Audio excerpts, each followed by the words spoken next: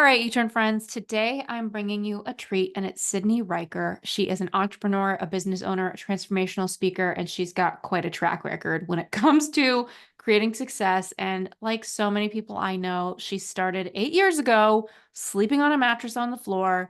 She went ahead and built an 8-figure sales company with more than 7,000 active customers, followed by scaling multiple other 8-figure sales organizations. And she's a spokeswoman for many leading companies. She empowers female founders through her concept of identity deconstruction. She helps them break free of societal conditioning, expectations, and she uses support in her thinking from ancient spiritual practices. You know, we love that. Mhm. Her mentor, Mitch. And she guides women to rediscover their true selves, fulfillment. She's spoken on more than 100 stages. And obviously, I want to ask her all the things about sales and mindset and purpose. So, without further ado, thank you so much, Sydney, for coming on the show. Yes, I'm so excited. I've known of you for so long, and so it's such an honor to be able to be on this show. That's so funny. Isn't it such a, it feels like it's such a big world out there, but it's such a small world. It's so small. Well, I remember it's so funny your U-turn. I remember hearing you on a podcast with, was it like Ed Milet or something? It was like a Oh my bit, gosh. I don't know. It was so long ago, and I always remembered you. And then when we got reconnected, I was like, it's a very small world. It's a very small world. Oh, Yes. well, I feel like you've got such life force energy in you to be doing what you're doing, and you can't just go achieve a lot for a long time without really being behind it. It's too hard to just Totally. do it. So, can you take me back to like not necessarily the moment of, I mean, we can go there of like sleeping on the mattress on the floor, but the moment of when something started to work. What was happening that started working for you, Sydney? You know what's so funny is it feels like sometimes when you're an entrepreneur, it feels like it never starts to work. It's almost like you're it's like you're making progress, right? But it's such an up and down journey that it's like you go up, you go down, you go up, you go a little less down than you did before, and then you go a little higher than you did before and a little less down. And so it's this trajectory of like things start to work, but you're almost so in it sometimes that you don't even realize it's working until you're way out the other side. And so when it started to work, I was pretty early on in my journey, probably a couple months, honestly, and I was pure life force willing it to work. I was working day in, day out. And so I don't even consider that really working. I think Yeah. that was like, it was just, I'm willing my way through this. And when it really started to work was when I stopped trying to make it work as much. It was when I started to, I realized that I was, working for multiple years in multiple different industries, lots of sales. And I looked in the mirror and I didn't even know who I was, right? I had like gained a lot of material success, a lot of status, a lot of money in the companies I was a part of, but I felt like my soul was empty. Yeah. And so it didn't really start to work until I went and dove into the self-discovery and the healing journey. And now it's all working and I don't even need it to be working is kind of where I'm at Mm. now. Yeah, it's like need nothing, have everything. It's such a freaking math equation that doesn't even make sense, but it does. Yes. Okay, so I mean, clearly there's the mindset piece, which I want to talk to you about, and then there's also just the tactical piece, right? Mhm. Like, I freaking love tactical stuff. I Me really do. too. I Me love too. it when somebody's like, do these 10 things because Yes. everything there's so much in business that's an art as much as it is a science, right? And it's like the art is the heart, the art is the pull, the art is the idea, the vision, the strategy, the thing that drops into your head. But then there's the science, and it's like people have been there before, they've done it before in their own way, and Mm. you can copy paste and tweak a formula and to get the same result. And so, or your own version of the result. So, um, as far as clarity goes, I know you've helped a lot of people with their clarity, with their self work. I love that we're talking about this, and I love that you've heard me on a podcast. It was probably Jenna Kutcher's podcast, It maybe. I don't probably know. was. I Yeah, it was love a while her. ago. Yeah, because I wasn't on Ed Milet's show, but I would love to Oh, be on his show. interesting. But I have a lot of friends on his show all the time. He feels hard to get to for some reason. It's not that I'm Totally. pursuing it. He just feels like Totally. he's out there, like in this, like I don't even know, like Bubble. bubble. Yeah, Yeah. like the yeah. But as far as I talk about clarity all the time, and I love when somebody really owns that lane because it's like, ooh, give me Mhm. something that you've realized. Like I've only realized what I realized about it. And Yeah. people always think because I've written a book, they're like, she must have so much to say. I'm like, if you've read the book, You got everything. Like, I feel like that's Yeah. everything I think. Totally. But yeah, what are your thoughts on somebody who's listening right now and they're like, I have no clarity. I am so stuck. It's it's so normal to feel that way, and I think that there's always seasons where we feel that way. The biggest piece of advice I would give, because I've been in that more recent than not, actually. I felt that I had found the lane I wanted to be in when I was so young. I was 20 years old. It was my first ever venture, and I was like, until I was about 27 or 28, I was like, this is what I'm doing for the rest of my life. And so I was so convicted in that for so long, and I felt so blessed to have that clarity. So I lived most of my life with this divine enthusiasm and clarity towards a mission. And when that was taken out of my life, or I removed it out of my life, I had absolutely no clarity. But Mm, what I found was that I wasn't going to find clarity by just sitting in the lack of clarity. The only way you're going to find new clarity is by taking some sort of action, and then being willing to adjust and not be married to that decision. And so mm, for a while, I was like, let me go explore random things that I don't even know if I've ever done or enjoy. And I did that for a little bit. And then I realized, okay, I like that. I don't like that. Okay, let me adjust. And so I mm. think that's the winner's mentality, right? Is not getting stuck in the lack of clarity. But the only way you become clear is by allowing yourself to play and allowing yourself to go explore and discover what's next for you, because you're changing all the time. You're evolving all the time. It's when we get married to the thing that Yeah. we will tend to get stuck. Yeah, yeah, totally. Like getting so attached to who you are and what you do is such a prison when you're not ready to do it anymore Yeah. and you're too committed to believing it's the only way. But I also feel like there's this like in between space that is like really hard to sit in. And I've sat in it. And obviously, as a podcast, I'm always trying to help people sit in the hard parts better, right? Like, Mhm. might as well look good and feel a little good in the hard Mhm. times. So let's say, you talked about clarity and moving forward. What is your insight for people who maybe they've had a certain business for a long time? They don't want to do it anymore. It's too hard, or they don't like it, or their heart's not in it enough. They don't know what's next. And they're just sitting here listening, thinking, well, I didn't know what was next yesterday. I still don't know what's next day. I'm trying things, but none of it feels right. Um, what how can we help that hard in between feel less hard? Or at least I've more been, productive, maybe. yeah, totally. I think for me, and again, this is kind of where the Eastern philosophies come in. I found that sometimes the more we try and force it and figure it out with our mind, the less we do, right? And sometimes it takes just not trying to figure everything out, because we don't, there's so much that we can't control in life. We can really only control a few things. And so while that's not the answer most people want, because that's not the quick fix silver bullet, the only way I ever found what I was going to do next was by stopping trying to find it. And what I did instead was I started to face the uncomfortable feelings and emotions that would come up in my lack of clarity, right? In me wanting to control the outcome of what I was going to do next. I was I was out of it for months, just literally not sitting in my shit, but allowing myself to actually feel my emotions and feel the uncomfortability of being so terrified and scared that I didn't know the next step. And only by really going straight into those feelings and feeling my shit finally was I Mm. able to come out the other end and realize, like, it was almost like remembering what I wanted to do instead of figuring it out with my mind. It was like my soul called me into what I was supposed to do.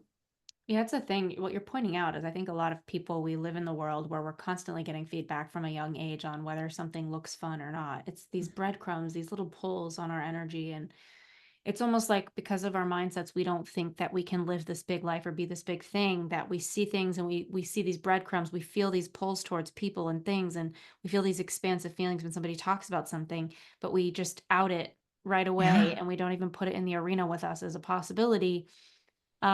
So I imagine Mhm. somebody listening right now, maybe that opens something up for them and they're thinking, well, yeah, I do have this big idea, but I have this reason. I'm a new mother and I have this kid, or I have all these blocks. I'm getting a divorce and I don't even know where I'm gonna Mhm. live, or whatever the stuff is.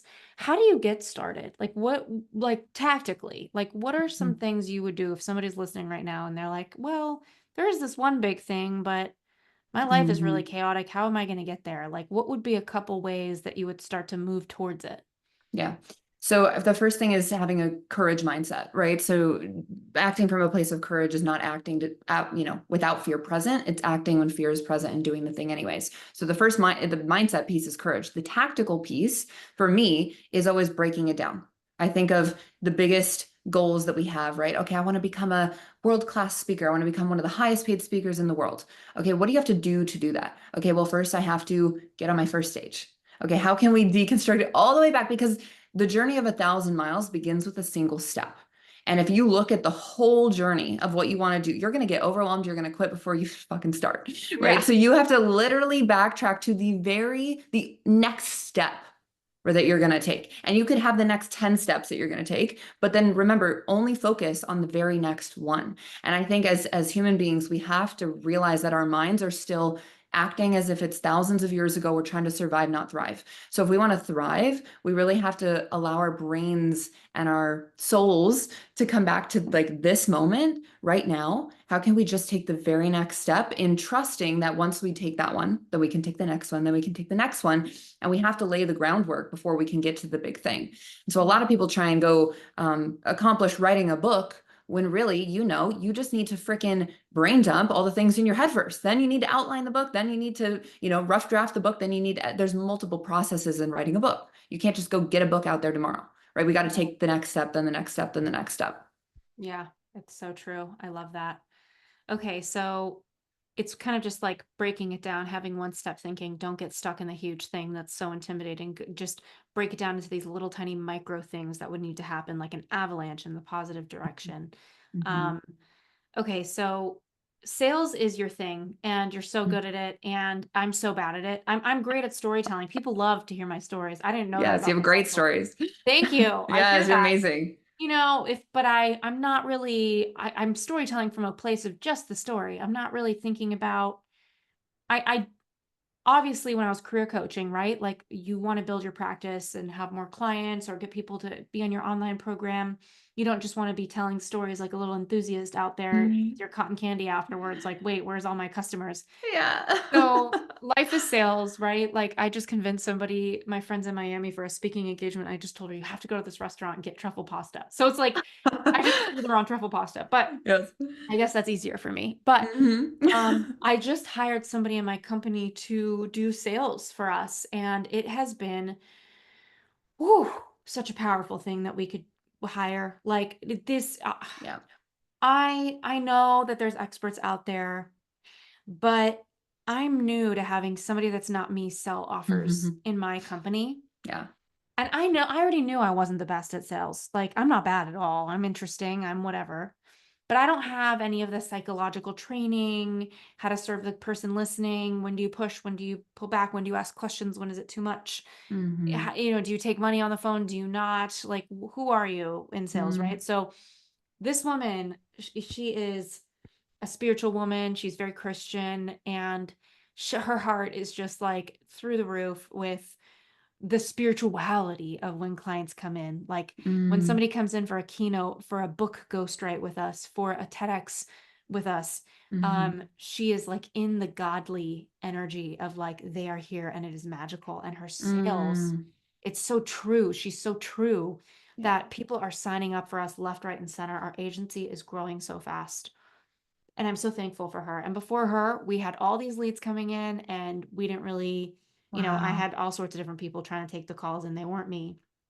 So I want to take it back to anybody listening right now where I don't know, a lot of people say like, oh, I don't want to overprice myself or I don't want to da da da da. Can you take me into a little micro? Like if you could only tell us 3 or 4 things about sales that we really need to freaking get, like what are the 3 or 4 things?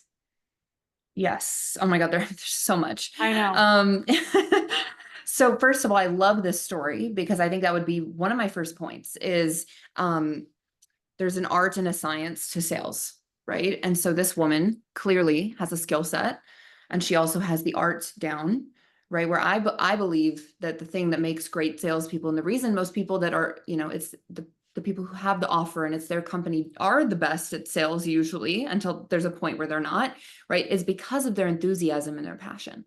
Nothing beats enthusiasm and passion in what you're selling. And so if you cannot get convicted about your own offer, you cannot sustain it, right? Like in the beginning, you talked about success over a long period of time is very difficult to sustain if you're not lit up by it.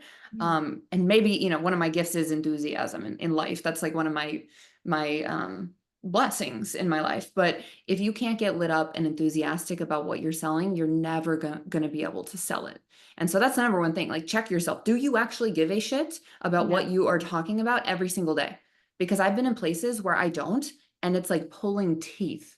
And so you've got to get yourself to a place to get competent in sales. You got to make sure it's something you actually love. And it's a lot of the people that we used to place in our agencies, right? We would place them in offers, but it was like the people who did the best were the ones who were so passionate about the offer, the ones who were so lit up about what they were doing, because your energy is everything. And if you can go into a sales call and bring in the skill set, but also bring in the spiritual piece of it, of, oh my gosh, this is such a divine orchestration, the amazingness of being able to sit with this person, help them achieve their goals, right? Bringing that enthusiasm is everything, and people are going to feel that. So the number one thing is enthusiasm.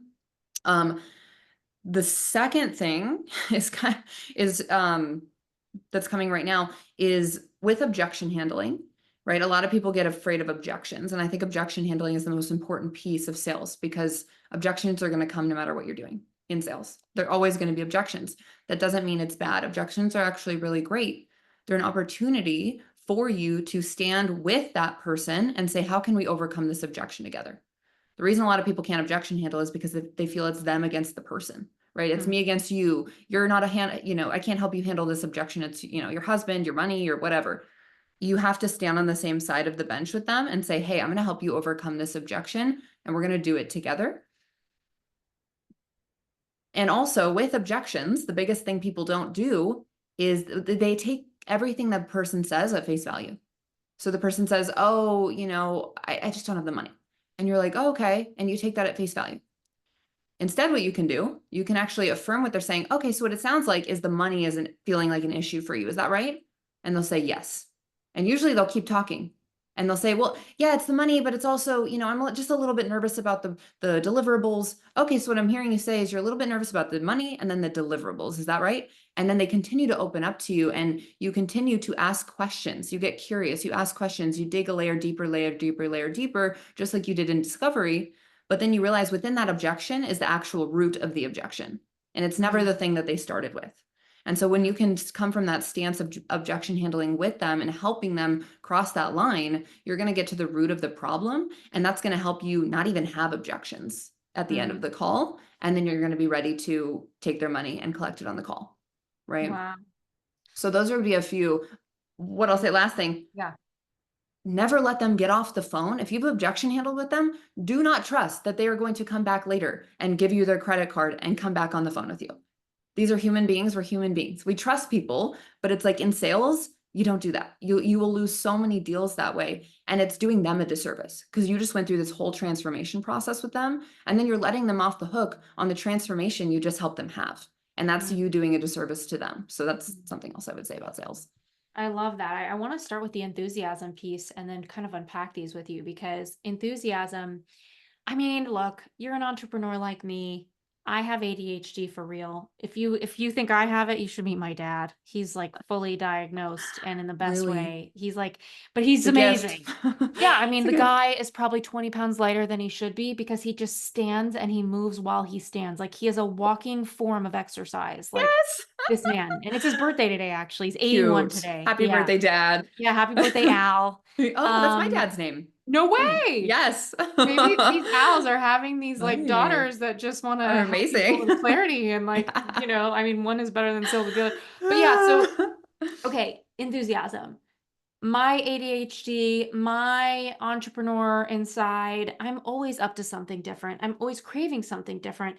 And one of the biggest things that we talked about from the beginning is sustainability. It is natural that what you're on fire about right now, what you're building right now, that you're going to be on fire and building.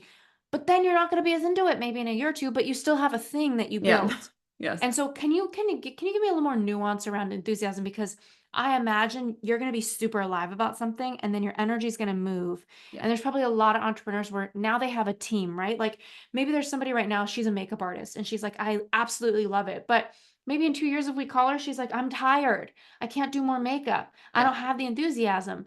Yes. What would you say about how she can build what she has, honor what she has? Because there's too many entrepreneurs like blowing up what they're doing and disrespecting all this magic they just Yeah. made for themselves and for the world.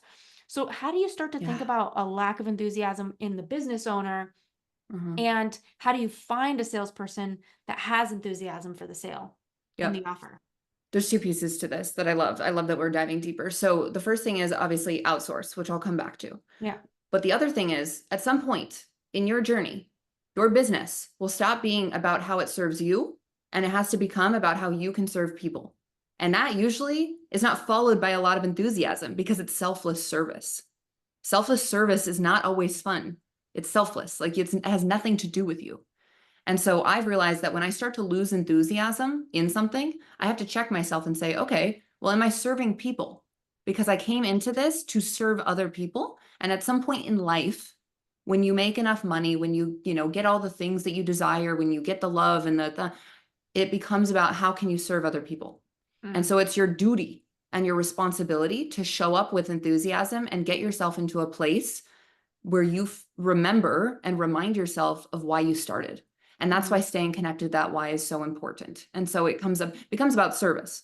Now, when you get to the place where you're like Ashley, where you can bring somebody on, it is now, if you cannot get excited about it, but you want to keep this going so you can serve the people you originally set out to serve, then it's your job to replace yourself with the best quality candidate. To mm, source and to find someone, you can start with your network, you can start with job postings and get really clear about what you do on those calls that makes you successful, and then put that into a job description and source that person, right? Attract that person, post it everywhere, share with everyone you're looking for the best candidate. There's job posting sites everywhere. There's Instagram, there's social media. You interview the candidates, you interview them hard, right? And you scare them away a little bit, and the right one will stick and the right one will want to work with you. If you need more support on recruiting and hiring, reach out. I can support you. I can help you for free. It's mm, something that I love to do, but mm, it's hiring is the next level that might even get you excited again. Like mm, hiring someone to take this off your plate. How exciting would that be? How great would that feel? Right? If you can get enthusiastic about that, then great. And when mm. you can bring that person on and train them up, just like you're experiencing so much liberation within your business now because you're not having to sell anymore and you have somebody else that's probably even more enthusiastic than you. And I can guarantee that makes you more enthusiastic about the business again.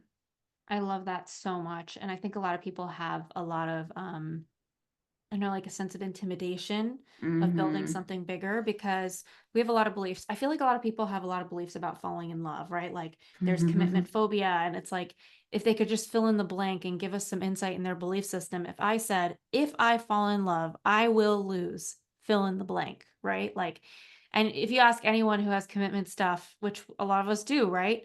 I It'll used be to, like, yeah. I will lose my freedom. I will lose my whatever. And I think that's the same thing with business. If I pursue this, I will lose. Maybe it's my reputation, right? People are scared you're Mm-hmm. going to be looking stupid online or whatever. Um, and so it's interesting because I think a lot of people have so much resistance to growing bigger. And I think a lot of those are mirrored back to us in our sales objections, which is what you talked Yes. about. So, okay, my company, our offers start at like 15K. We don't even offer anything less. Yeah. And our books, we have ghostwriters who have written some of the best books of our time, millions of copies sold, Wow. writing books. And these ghostwriters are not cheap. Like we are paying No. all the dinero to all the It's a talent lot. It's a lot of all day money. long. Yeah. Yeah. And because I had this realization where I was like, why would I build a business where I'm a commodity when I could be the freaking best? So our speech writing house, I'm like, I Mm, guess any business owner should think what they're doing is great. But I'm like, no, no, no, I'm an excellent writer and these people are better. And I'm so proud that I've recruited people who are better than me at what I know how to do best. That yeah. feels crazy inside. Yes. Um, and so I think a lot of people have beliefs like they can't stand behind what they're offering because they start to question themselves, imposter syndrome, da da da da. So if we could enter into a sales conversation right now and we could pretend for everybody, not necessarily like, us ad hocing it, but what is the flow in your case of a sales conversation? How should it begin? What are some of those starting points? Because I think anytime we can give somebody a lift off point, they can run with it. How Mm-hmm. would you just advise somebody listening right now? Let's say they want to become more high ticket, right? Their coaching's Mm-hmm. 5K, they want it to be 20. Obviously, we don't want to up our prices indiscriminately and feel like shit on the phone, being like, Right. this is my price. And then we feel really Yeah. bad. You need to feel good about it. So let's say they're behind it. They know that this Mm-hmm. is this is their right move. This is where they're at. How do they start that conversation? Yeah. So if you feel like you're already in the place where you are like, okay, I do need to up my prices. I realize the value that I bring. There's the location of the person when you get on the phone with them. There's the dream outcome of where they want to be. And there's the gap in between. And the gap is how are we going to get them there? And so the job of you on the phone is to get clear with them. Where are you now? Where would you like to be? And what is standing in the way? And the journey of the sales call and the purpose of the sales call is to, we call close the gap. How can we close the gap with either helping them overcome objections before the objections even arise, right? By asking the right questions, or helping them build their belief in some way, or the most obvious is with your support, right? Mhm. How does your service close the gap? And the best of the best in the sales space are able to build the gap. You want to build the gap so that, because a lot of them are subconsciously aware. They're not consciously aware that there's this gap and that it's painful for them. And so you have to create, it's not false gap, it's a real gap. You're just bringing it to their conscious mind. So it's, hey, where are you right now? How, asking questions to identify where they're at. And where would Mhm. you like to be? What's the vision that you have for your life, right? What would that do for you? What would it do if you don't? What happens in 5 years if you don't do that? Cost of inaction. What's the cost of you not taking action today, right? Helping build that gap. And then it's, okay, well, based on what I'm hearing from you, you repeat back to them, this is where you're at. This is where you want to be. This is what's standing in the way. You repeat exactly what they've said so that they feel heard, seen, and understood. We seek first to understand rather than to be understood. Then we can seek to be understood. And then we go into proposing how we can help them close that gap and get them from where they are to where they want to be. And Mhm. that's the essence of the call, right? It's those three steps, closing the gap and then sharing them the pitch and then asking for the card. Okay, so you talked a lot, you talked about the money objection, and I feel like a lot of people feel like they're like preparing to give bad news when they say their Oh, price. totally. Like, Totally. oh, we're getting to the part, and it's Mm-hmm. like, oh.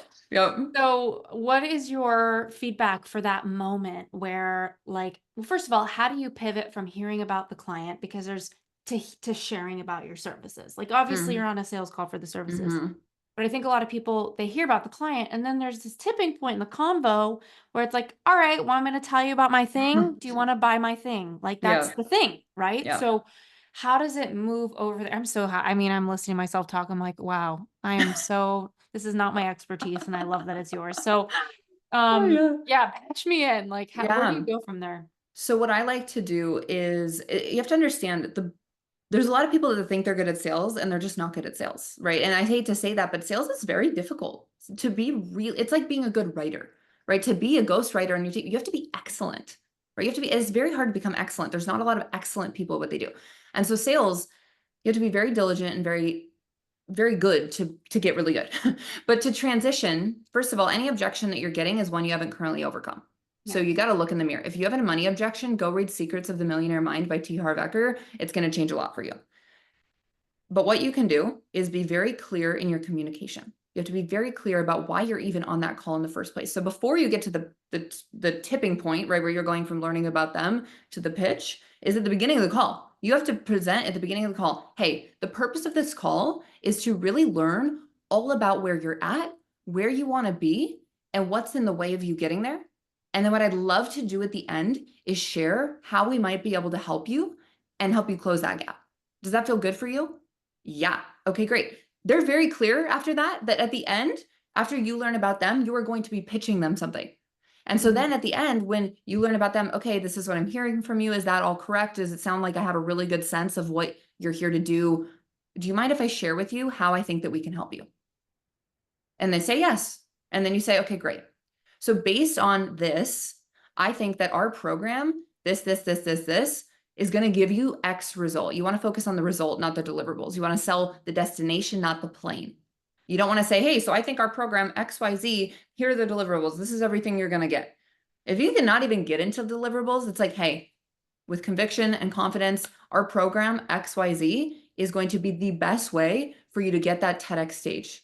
Okay. We're going to help you with writing the talk. We're going to help you with practicing the talk. We're going to help you with landing the actual talk. And we are going to prep you to get on stage and rock it and get 1 million views and blah, blah, blah, blah, blah.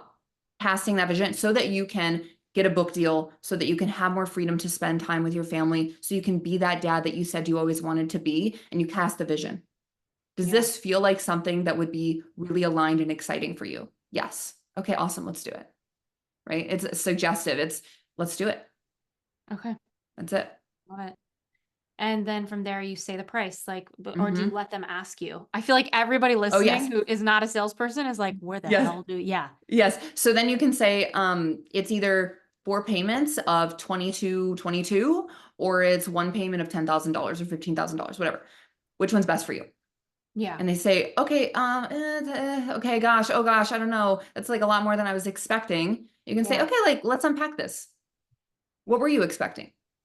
Woof. You know, what were you Woof, expecting? Sydney. You have to be very direct and not be scared. Anxiety. I know, but here's the deal. The more you do it and the more you force yourself to ask the uncomfortable questions and you hold that frame throughout the call, you're the boss on this call. You're driving this ship. And you have to have that mentality of you are the one that's going to get them this result. And when you have pure confidence in that, it becomes so much easier. You got to keep that in the back of your mind. I know that I can get them this result. So I'm going to ask the audacious questions so that I can actually help them transform Yeah. on this call. Yeah. I love it. You're so no nonsense. You're just like, let's go. Yeah. Let's do it. That makes me shake in my damn boots. Like I'm listening to you. I don't even know where that expression comes from. I rarely wear boots, but I'm just like, okay. Yeah, it's so weird. My parents are like, Ashley, you're so bold, but I'm hearing you. You're I'm like, so bold. you are so bold. Like, so good. Okay. So when you start to unpack it, where can that go? Because I can imagine people are fumbling and bumbling. Price feels too high. Where you sound like, I mean, even your energy here on this podcast, you're holding the space, holding the container. How do you keep holding that? How do you keep directing it forward when they're fumbling and bumbling? Do you let them fumble and bumble around? Yeah, because usually what happens when they fumble and bumble is they fumble themselves into saying, oh, let's do it. But you have to keep the frame of not matching their energy. You have to hold your energy, right? And say, I'm not going to change because you are freaking out. Yeah. I'm going to remain calm. And I'm going to know that if you make this choice, you will be transformed forever. I am holding that vision for you until you can hold it for yourself. And that's what true sales pros do. And so when they start to fumble and bumble, all you do is say, hey, no worries.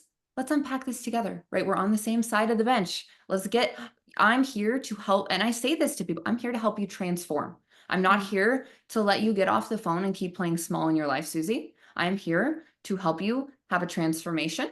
And whatever I need to do to support you in that, I'm going to do. So let's unpack this. Why is that price freaking you out? And she's going to be like, well, I thought it's past my credit limit and da, da, da. Okay. Why, get curious. You go all the way back to discovery. And so it depends on what they're obviously saying to you. So if you have anything you want me to like kind of overcome. Yeah, so that you let's hear a say lot. she's like, I don't have the money, my rent is due. Like, I don't, because I'm always very from an integrity perspective. I don't want people to sign up with me if it really puts them out in a situation, no matter what I'm selling. But even Right. if what I'm selling is eventually going to get them what they want, I'm like, it sounds like you need to put food in your mouth today. Like, I don't want to take that away from you. And there's some people who are actually in that situation. And if they're like, I'm in 40K of debt, and it's like it's literally might not be a good fit for them. Right. If I'm going to put you in a worse financial situation, however, is what you said you wanted at the beginning of the call, which was to get out of debt and to be there for your family and XYZ. When you told me that, were you serious or were you just kidding around? And she's like, no, I was serious. Okay. So here's the deal. You can either be in 40K of debt and say no to this today and have no plan moving forward and still be in 40K of debt. Or you could be in 55K of debt and you could actually have a plan moving forward to get you out of that 55K in debt way faster than you were going to before. And you'll have a book and you'll have a TEDx talk and you'll have all of these things to actually put you in a position long-term where you can be in a completely different financial situation where if you keep going down the same path, you know where you're going to go. And it's where you're continuing to go right now. Mm-hmm. Right. So it's always loop back to their vision. However, if you have options, if you have funding options, if you have, right, if you have, what are those called? Where you, I can't think of the word. Lenders, Yeah, like, exactly. Like a lot of bigger companies, a lot of the companies I work with, they have financial teams where you send them and then they can fund, you know, a loan, whatever. mm-hmm. If you have options like that, if you have payment plans for people, right? At the Mm-hmm. very least, take something down. Again, if people are like, I am absolutely broke, you can also say, okay, how much do you have in your bank account right now? Oh my And God, I'd honestly, die. I've had people say, oh, I actually have like 30 grand in my bank. Okay, so you're not broke. You have 30 grand. This is just a fear that's coming up for you. And they're like, oh, yeah, actually, it is. Okay, cool. So let's do it. And literally, I will do that with so many. And okay, they just like felt scared. Yeah. It's not the actual thing. So it's kind of being willing to ask those audacious questions, right? Yeah, wow. Salespeople are more like therapists than I even realized. Totally, totally. But Wow. it's fun when you can actually see it through and feel the uncomfortableness of these situations once or twice or three times, and the person comes out the other side, and then a month later they have a massive result, and then they're like, thank you so much, I'm out of debt, I'm finally better with my family. All these results that they got, that will become so worth it for you that you will always be willing to stand in the fire of transformation for people to help them step into Mm. the next version of themselves, and you'll realize it's actually helping them, not hurting them. Yeah, yeah, that's the real belief I think that hold people back is they don't want to take from people. They don't want to hurt people. I Yes. think so many innately good people have that belief system with sales. But at the end of the day, if somebody is applying to talk to you, it's because they want something You that want you are to. offering and it's important for them. And Yeah. that's why they're setting aside the time. So bringing it back Yeah. to that. Okay. You have so many different magic things that you do when it comes to mindset, leadership, recruitment, sales. What is the thing that most people lean in the most with you when you tell them how to do it, that it's like game changer? Ooh, in what sense? I don't know. It could be anything leadership, management. Like lately, I've been thinking a lot about recruitment and I have a lot of thoughts about it. And I was just in a mastermind group yesterday and everybody was leaning in. And I was like, I don't know if what I'm saying sounds stupid or not, but it's really helped me. And I got such lean in there. So that's what I'm curious about for you. Like, where are Mm, you feeling people really click into you where it's like they're thirsty for what you're saying and it's providing that big zone of genius transfer from you to them? gosh, I mean, there's so many things. Recruiting is a huge one for me Yeah. because I'm so convicted. So maybe, I mean, oh God, there's so much. I I know. I'm mean, almost like my ADHD is like, where do you live? Like, why haven't I seen you around?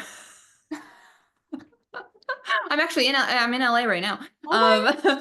But yeah, there's so many different things. I'm a very like polymath. I love so many different things. I think the thing that a lot of people are r- resonating a ton with is the concept of identity deconstruction that I talk about because it fits into so many different buckets of leadership and how we show up in life. And Mm, so I'll give a little background. yeah, tell me. I kind of left sales and recruiting for a year this last year. And I'm in it still, but it's like I left it and I completely like went off the grid for the last year. And I found my way to a spiritual advisor, if you will. And I started to just really like literally deconstruct my identity. And what that looks like is I was so self-conscious all the time. I felt like I had to be beautiful to be successful, all these false beliefs. And one of the biggest ones I had was around being a beautiful woman. And what that looked like was me getting Botox, filler, dyeing my hair all the time, blonde, extensions, like losing weight, taking things to lose weight, just going to the extremes for years so that I felt worthy and lovable and good enough and all the things. And I got to the place where, again, like I said, I looked in the mirror, I had all this success, I had the love, I had all these things, and it still wasn't enough.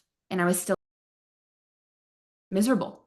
Mm, And it wasn't, and I see so many people unhappy in their businesses, feeling like once I get this, I will be happy. Once I yeah. get the business, and it doesn't lead to happiness. It's just this hollow quest. And so I went on this journey of deconstructing that identity and like literally peeling off all of the masks until I was left with nothing in the tank. It was just like I felt like a shell of myself, right? Yeah. Rock bottom. But it was when I was willing to do that work that I've been able to now reconstruct my identity into someone that I'm proud of and that I'm happy to be and that I love being and is a good person to other people and all these things.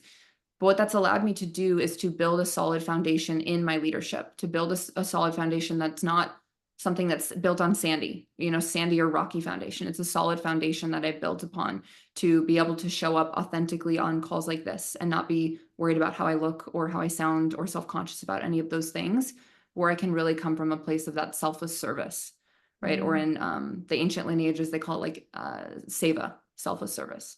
Mm. And now I feel like I can finally be reemerging in life as the person that I meant to be, right? The actual person I meant to be, instead of this show of who I thought I had to be to achieve success or to get the love I was looking for. And so for anybody listening, the things that I have resonated a lot with people is that it's like they feel those emotions of feeling like a fraud or feeling unworthy or feeling unhappy despite having all of the things they thought that they wanted, right? And it's only when we're willing to deconstruct our identities and let the false beliefs go that we can really step into who we're meant to be. And that's the only time you're really going to have success of the soul, right? Which is fulfillment and peace and joy and happiness, which will lead to material success, and you will have it all and you won't need any of it.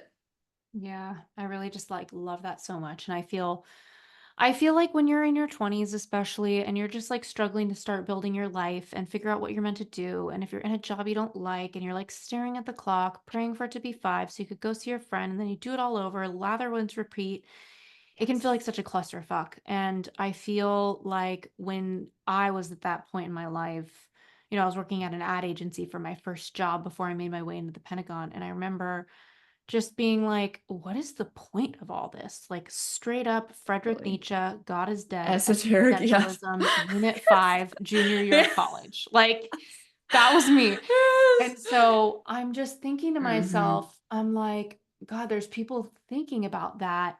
And they're hearing us on this show being like, you don't need anything. And they're like, what are you talking about? Everything sucks, you Yeah. know? And I get it. Like I've actually really been there. And Yeah. so you're speaking from a frequency of pursuit and purpose that a lot of people don't necessarily choose to like scratch that itch. Right. And so Mm-hmm. before we go, like if there's what would be the one thing you would want to say to someone who hasn't even started the quest of the soul to even realize that they will if they follow, you know what I mean? Like the message of Mm-hmm. like Mm-hmm. you have it Yeah. all if you don't need it all. They're like, I can't even pay my bill or groceries. Like, I have nothing. Mm-hmm. Everything sucks. I just Yeah. want to get that person one level up from there so they can get Mm-hmm. closer to their heart. Like, what would Yeah. you say is the thought for them? Most people, including myself, will literally avoid that feeling. Maybe that twinge. It might even be a twinge. I didn't even know I had the feeling that I wanted to go on because I didn't want to go on this transformation. I was pushed into a situation where I was so miserable that I Yeah. had to change something. And that's most people. You will get to the rock bottom where it's like, I have nowhere to go but to feel this feeling, or I'm going to become a shell of myself. Yeah. And so, my invitation to anybody who hasn't even started on that quest, don't force it, but be aware that if you're willing and able to let it in, and you open yourself up to just being aware of it and knowing, oh, there is a different way to live life. There's a way that doesn't have me scrolling on social media and feeling insecure about myself or feeling like I have all this success and none of it even fucking matters, right? Because I'm not even happy. Um, there is another way. I think that's the awareness of the fact that there is another way. And it may feel like a 2 steps backwards to take 10 steps forwards.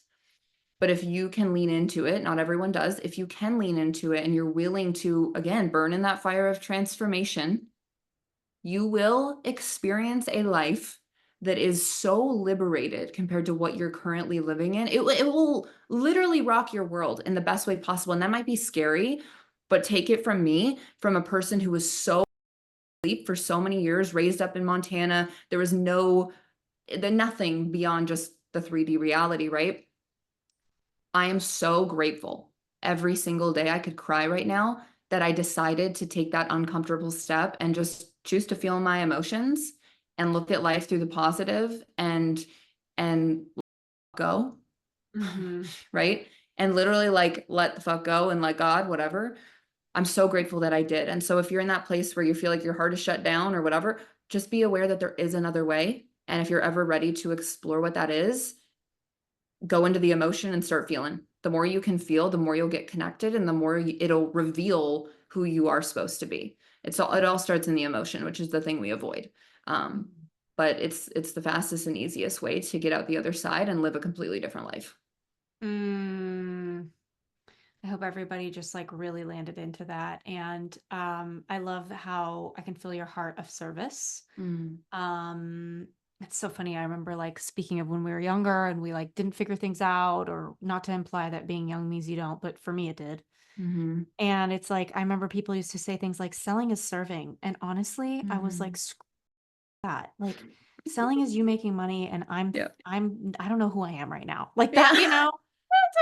Totally. And so it was like Totally. this flood of entrepreneurs being like selling is service, and it's like it is, but sometimes it's not, and Yeah. the market is kind of crazy, right? Like you got to Mm-hmm. watch your back, you got to find the right people. You don't have to be scared, you just need to be smart, right? Yes. Yeah. So Yeah. I can hear your service in you. Where can everybody find you or keep learning from you? Where's the spot? Instagram, Sydney Yep. Ryker, TikTok, Sydney Ryker, and my website, Sydney Ryker. Awesome. I'm And hearing a then trend. yeah, it's just basically my name anywhere. There's not a lot of Sydney Rikers, so you should be able to find me. And I love to hear how any of this landed for you guys. So reach out. I literally have nothing to sell you right now. I'm just speaking on stages and writing books. So I'm literally just here to help people. So if you have any questions, if you are feeling deep inside of your soul that there's something more that you need to explore, I can always connect you with my mentor. I'm happy to do that as well. He's changed my life as well as many others. So yeah, that's where I'm at, and that's how people can find me. Thanks again, Sydney, for coming on. Thank you. You're amazing. Thank you so Thank much. you.